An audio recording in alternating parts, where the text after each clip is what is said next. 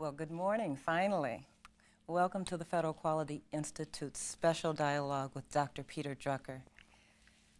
I'm sorry about the delays. I understand there were technical problems. So what we're going to do is we're going to forego the break and go straight through so we can have the full benefit of a dialogue with Dr. Drucker. Now, I'm honored, as you know, to be out here in California with Dr. Drucker. And I want to first start out, Dr. Drucker, by saying thank you for donating your time to talk with us as we're struggling to change the way the federal government does business. And I know most of you probably know a lot about Dr. Drucker, but I want to highlight a few things. Dr. Drucker is the preeminent management expert of our time.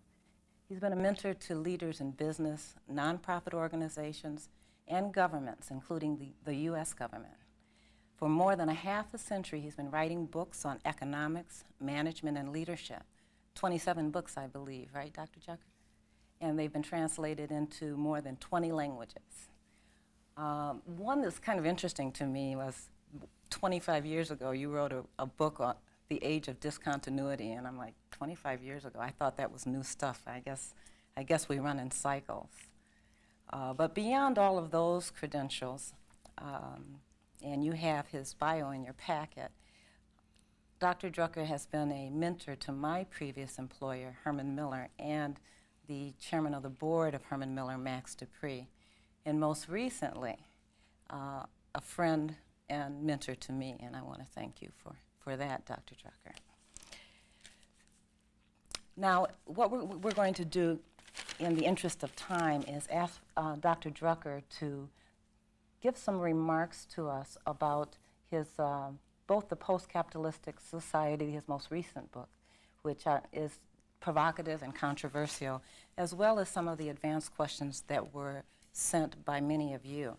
But Dr. Drucker, let me just give you a sense of who's in the audience.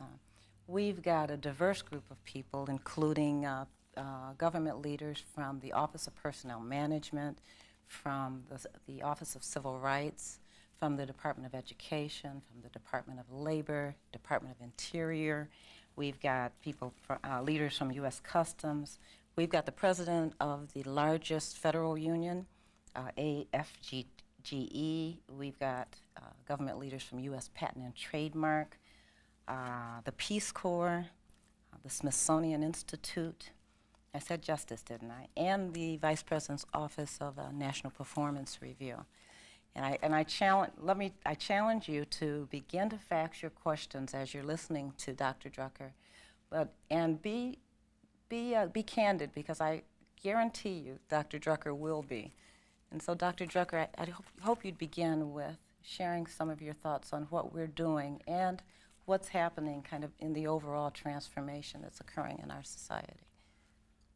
Thank you very much, Michele Hunt. And let me start out by saying that I'm greatly honored to be here with you after so many years of friendship and working together, and so greatly honored to speak to such a distinguished audience. And I'm particularly happy that somebody from the Peace Corps is in the audience, because my last government assignment was my second stint, by the way, on the advisory board of the Peace Corps 25 years ago, and I was on the first advisory board, and so I feel very close to the Peace Corps. Before I start, let me say that I'm speaking as an outsider. Yes, both Mr. Truman and Mr. Eisenhower considered me for a sub-cabinet job, and I was wise enough to say no, because I do only damage in a big organization. I've learned it long ago. But my government assignments, and I never was a government employee, I was always a friend and a handholder, and the utility outfielder, is all, well, till my last assignments were the early Kennedy years. So I'm speaking as an outsider, and I hope you will forgive me my ignorance, which will become very soon very apparent. But an outsider has also one advantage. first is dispensable and expendable, and I'm going to say things you are not necessarily going to be very happy with, I'm afraid. But let me start out by saying that I was tremendously impressed by the material you sent me, Michele, about the work you and that whole effort has been doing. And I have about, I would say 2 feet of press release on my desk, and reading it also is very impressive. And so the first question I would ask, and it's a question which one of the questioners asked, is why has it not had any echo? Why nobody knows about it? All right, a year and a half ago, when the Vice President announced his program to reinvent government, that was met by a nationwide yawn. We had all heard it before. This was another PR exercise. And now, a year and a half later, there are those solid, tremendous achievements, and still nobody pays attention. And why? Well, in part, perhaps, if I'm, as an old journalist may say, because you kind of trickle out results here, results there. Nobody gets a feeling. I had no idea until you sent me all that material of the massive effort and the effort that cuts across the government. And one gets a feeling that here is a little improvement in one place, and it's, yeah, okay. And here's another one, and one gets no feeling of the massive, ongoing hard work that cuts across so many agencies and across the government. And that may be a problem of communications. But there is another problem. I took most of the material you sent me and sat down with 2 old friends. One is the managing editor of a major paper, and one is a university president of a substantial university, both, by the way, good Democrats. And they were totally unimpressed. They said, these are things we expect subordinates to do without being told. They are minor improvements. And here is the Department of Agriculture, which my impression is has done more than any other agency. But I hope you don't mind my saying that the first time I worked on a program to close down a lot of county farm agents was in the Eisenhower years. And even then, these were all in places where there ain't no farmers, and there haven't been any for a good long time. And here is that customs office, which is trying to make it a little easier for the customers. And these are improvements. And in fact, one of those 2 people, my newspaper friend who himself has a lot of government experience, said, you know, reading this material only confirms my belief that the government is hopeless. Because if these are improvements for which you have to work, then the built-in resistance, the built-in inertia is so enormous. And there is something to it.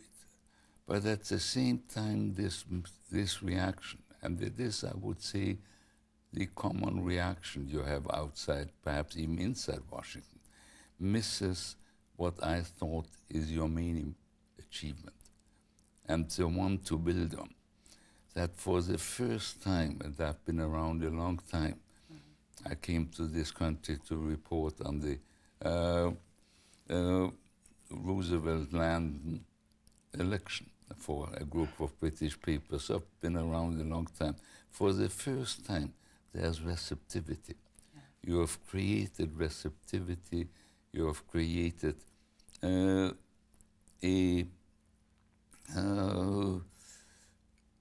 sensitivity, a willingness. And that is an enormous achievement. And now the question is, what is really needed to capitalize on it? What is needed so that, you know, in one of the releases you sent to me, somebody said, politicians come and politicians go. Well, they usually go very fast, if an old-timer can say that. And what is needed so that this becomes a way of life, a habit of continuing improvement. And that, bluntly, is lacking so far. If you ask me what is now needed, and don't ask me how to do it, because that is not something one can just improvise. How does one build the habit of continuing improvement with measurable goals? One of the questions you sent me, let me read it because I think it's a very important question, is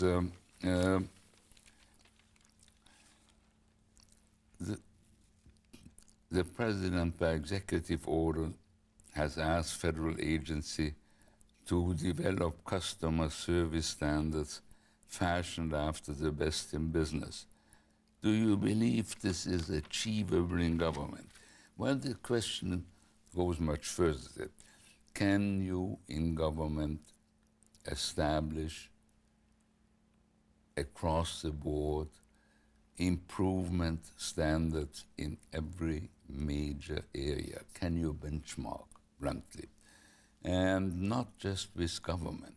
And I think this is the point of the executive order, that if you just do what basically the General Accounting Office has been trying to do for years, or the Bureau of Management, Office of Management and Budget and Management Budget, which is really benchmark within government. No. Can you actually establish a system in which government agencies constantly measure themselves against the best anybody does, whether it's a hospital or a university or a business? And you may say businesses have a very different bottom line, but non-profit institutions do not, and yet a good many of them do benchmark themselves. And I think this is the next, and I think very big challenge, to build into the entire executive branch the habit of continuous improvement with measurable goals. Not in all agencies you can't. I don't think you could basically establish a standard for the Supreme Court. Would be very difficult. But you can sure establish standards of case handling for the district courts and the courts of appeal, and they vary tremendously in their effectiveness. And in some, so can you now go beyond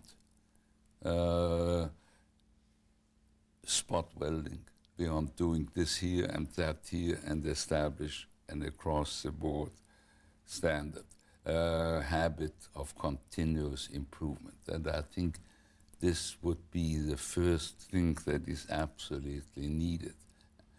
And it is needed for a very simple reason. Bluntly, you have today a demoralized federal bureaucracy.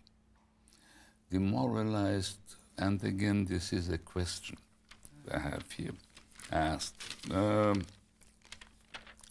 the American people, the first question, have become increasingly distrustful of the government over the last 30 years. The level of trust has dropped from about 75%. That would be, I would say, the Eisenhower-Kennedy years, to less than 20%. Well, yes, and it is inside and outside. And very bluntly, the question asked, how do you explain it? Well, the explanation is very simple. There has been no performance. And so the first thing to do is to get across, and I would say my first public would not even be the outside public, because I'm going to tell you something which any, well, you knew it when you were a human resources VP. You know that the public awareness of your company is made by your employees. Yeah. And the public awareness of the federal government is made by the federal government people. And when I talk to our mailman about government, he is a cynic. He doesn't believe that government can do anything. He is very unhappy about the poor level of service, and nothing happens. So can your first public, I would say, is inside. Can you get across to them that pride, nothing builds as much pride as a continuous habit of improvement. This is one of the things the Japanese taught us. And how do you do it? And that would be my first goal, far beyond these individual improvements. I think you have now proven that there's receptivity. The next step is to prove that it can become an institutional habit, a rejuvenation habit. When I talked to one of those people, this was my university president, and he looked through all that stack you sent me, and I said, Charlie, what's your main impression? And he said, the government suffers from a fairly advanced case of institutional Alzheimer's disease. That's in Alzheimer's disease, you see, isn't it amazing? Today she recognized her daughter. Those moments of lucid intervals, that's what impression you get. Can you move from that to a pride? This is our job. We are proud. We are beating everybody else in the government. We are beating everybody else outside of the government in improvement, in service, in efficiency, in making life simpler for everybody, including our own people, and you make it very difficult for government employees today.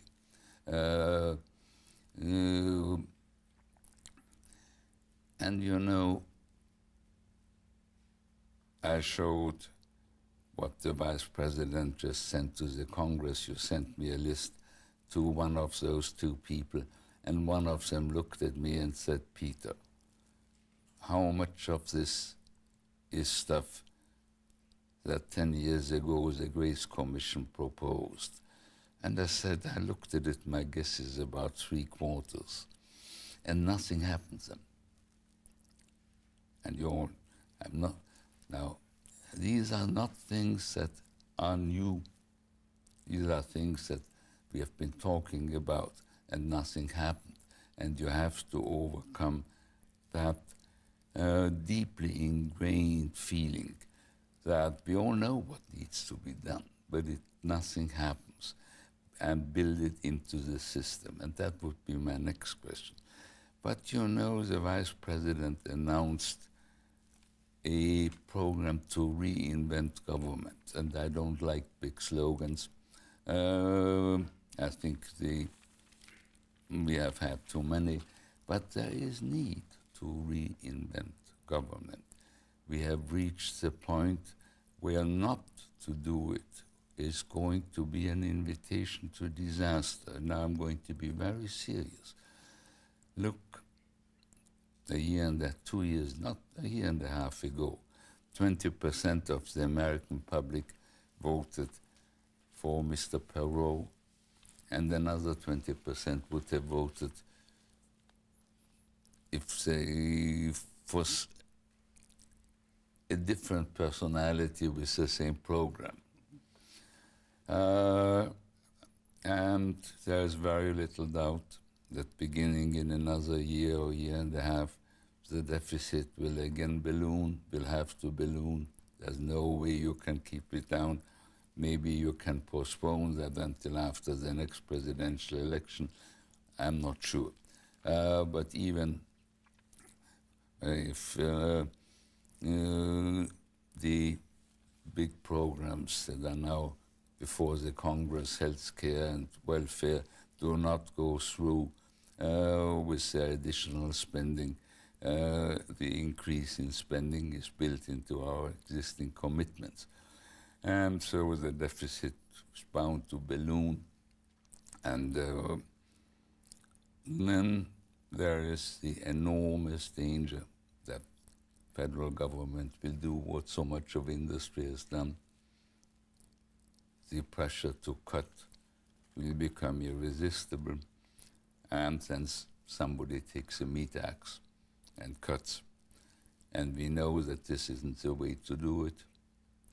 We know from enough businesses that announce we are cutting off 12,000 people this year. That's the last cut. And a year later they cut another 12,000, and a year later another 12,000, and results don't improve because they cut. What surgeons have an old saying, that the most important thing the young surgeon has to learn is to have a diagnosis before he amputates. And that's not so easy to learn. And there is that danger. And I think this is the time, precisely because you have created a receptivity, to look at government from the point of view of reinventing it, of really saying what if we have to shrink by 40%, that would be my guess, within the next 5 to 10 years. And the pressure, I am afraid, will become irresistible, to the point where it will override the reluctance of the Congress to inflict pain on anybody. And then don't begin. Then one has to have a plan. Then one has to be prepared, and a plan that does not start out with what do we cut, but a plan that starts out with what do we maintain and strengthen. Then one has to look at strengths. And then one has to ask very nasty questions. Of all the departments, of all the reports you sent me, the one that perhaps shows the most action is agriculture. But you know, the question needs to be asked.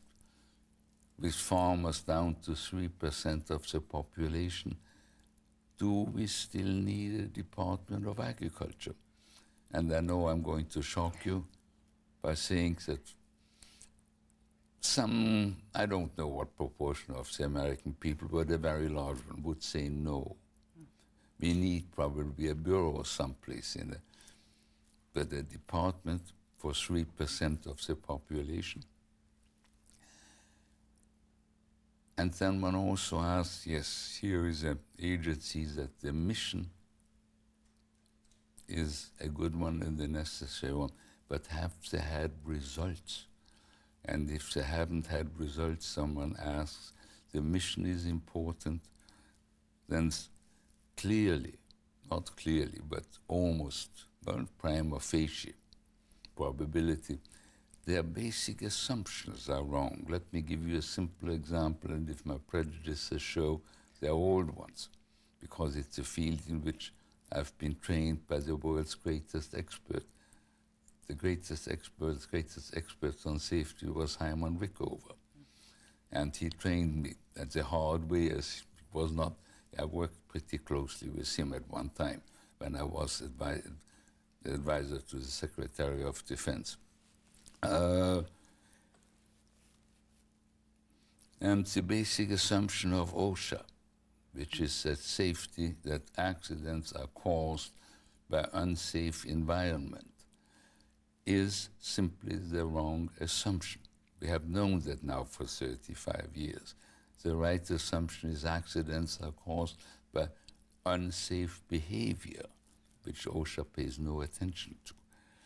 And so perhaps the question here, OSHA, and God help us, it's needed.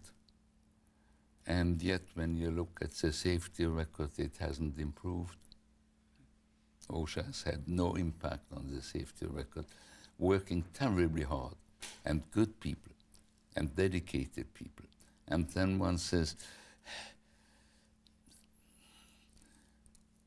they're trying to do the right thing with the wrong tools. And this is what I think is needed now. And you have laid the foundation, you have created the receptivity. But if you don't use this, and use it fast to go to work on really saying, if and when the time comes where one can do something really fundamental. But if you don't have a plan, then the meat axe will do it, and predictably the things that will be cut are the things that should be strengthened, because they are the things that don't have lobbyists. And this, I think, is, ask me, what is leadership in government today? Leadership in government internally, I'm not talking politics, policies, I'm not talking North Korea, I'm not talking GATT, I'm not talking big policy issues, I'm talking saving government, reinventing government. Leadership in government today is to ask, what is the mission? What are the things that work? Always start out with what works, so that you make sure they don't get damaged when the rough time comes, and it comes always. And what are the things that, you know what, maybe need not be done at all, or need be done totally differently. All the proposals we have had so far, and yours is the first exception, focused on cutting expenditures, like Peter Peterson's book, which is the wrong approach. It leads to the wrong results. The right approach, our problem is not that we spend too much, sure we do. Our problem is that we don't perform enough. And so that this is that leadership in government now is to say, what is performance? What are the things to be strengthened? What are the things to be changed? What are the things to be done away with? So that when the time comes, when the pressure to do something becomes irresistible, and it's maybe 1/3, maybe 2/5 of the American public totally disenchanted and ready to cut, it'll come very soon. It may come very soon. Then one has a plan, and one can give leadership to the effort. Those are the kind of things I would say. But let me go back and say, the public reaction to what you have done is the wrong one. It's a reaction to the individual things you have done, and yes, very bluntly, in any self-respecting, even hospital, university, business, most of the things you would do automatically. You wouldn't need high-powered people like you, or the people who are listening to me. You would expect that woman who runs the tabulating room to have done it. Because they are clerical, very largely. They're routine. And yet, it's a wrong reaction to dismiss it, because you have created a receptivity, you have shown that there is willingness, you have shown that there is, the energies are there. Yeah. That you have shown that with a little leadership, the results are there. Run with it, but run soon and run fast. Thank you very much, Michele. Thank you, Dr. Drucker. I think that are we ready now to put in the clip? Yes. What we're going to do, because you're faxing in questions, and I think Dr. Drucker's given us a good framework and some very thoughtful and provocative things to consider. I want you to continue to fax in your questions. However, we're going to go to a quick, just 3-minute clip that's going to focus on, and I want you to see this, Dr.